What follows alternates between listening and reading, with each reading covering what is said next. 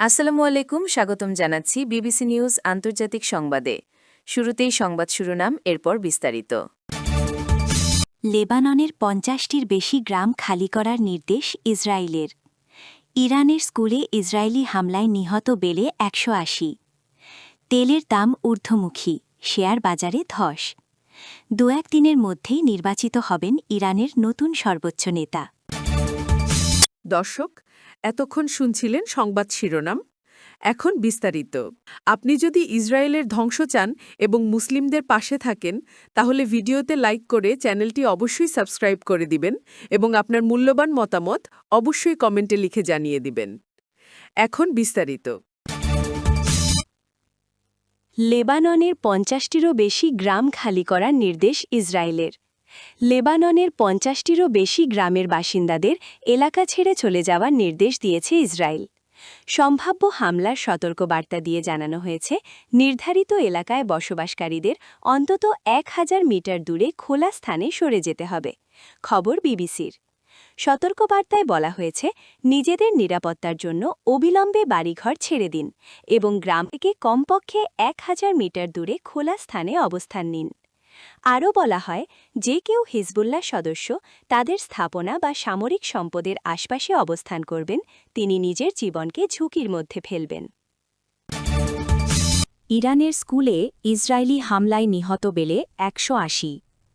ইরানের দক্ষিণাঞ্চলীয় হরমোজগান প্রদেশের মিনাপ শহরের একটি প্রাথমিক বালিকা বিদ্যালয়ে যুক্তরাষ্ট্র ও ইসরায়েলি হামলায় নিহতের সংখ্যা বেড়ে ১৮০ জনে দাঁড়িয়েছে। নিহতদের সবাই শিশু। সোমবার ২ মার্চ ইরানের স্বাস্থ্য মন্ত্রণালয়ের জনসংযোগ বিভাগের প্রধান হোসেন কেরমানপুর এ তথ্য নিশ্চিত করেছেন। খবর আল জাজিরার। গত শনিবার এ হামলা চালানো হয়। এরপর থেকেই নিহতের সংখ্যা ক্রমশ বাড়ছে। নিহতদের সবাই শিশু। কেরমানপুর আরও জানান, তেহরানের গান্ধী হাসপাতালেও কয়েক ঘণ্টা আগে একই ধরনের ক্ষেপণাস্ত্র ব্যবহার করে হামলা চালানো হয়েছে। তেলের দাম ঊর্ধ্বমুখী, শেয়ার বাজারে ধস। ইরান ও ইসরায়েলের যৌথ সামরিক অভিযানের প্রেক্ষাপটে বিশ্ববাজারে জ্বালানি তেলের দামে বড় ধরনের উল্লম্ফন দেখা দিয়েছে, যার সরাসরি প্রভাব পড়েছে আন্তর্জাতিক শেয়ার বাজারগুলোতে।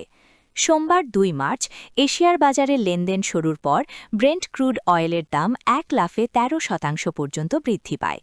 যদিও দিনের শেষ ভাগে দাম কিছুটা স্থিতিশীল হয়ে আসে, তবে টোকিও সময় দুপুর নাগাদ আন্তর্জাতিক বেঞ্চমার্ক ৫% বেড়ে প্রতি ব্যারেল $৭৬.৪৮ লেনদেন হচ্ছিল।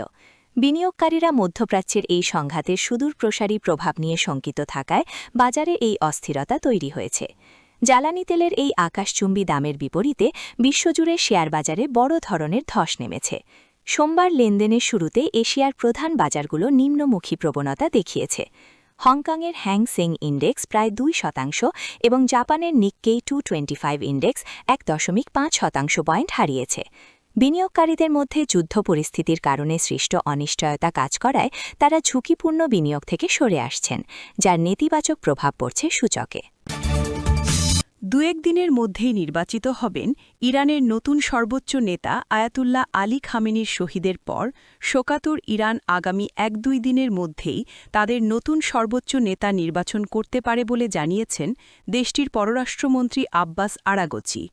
আল জাজিরাকে দেওয়া এক একান্ত সাক্ষাৎকারে তিনি নিশ্চিত করেছেন যে সংবিধান অনুযায়ী উত্তরাধিকার নির্বাচনের প্রক্রিয়া ইতোমধ্যে শুরু হয়েছে।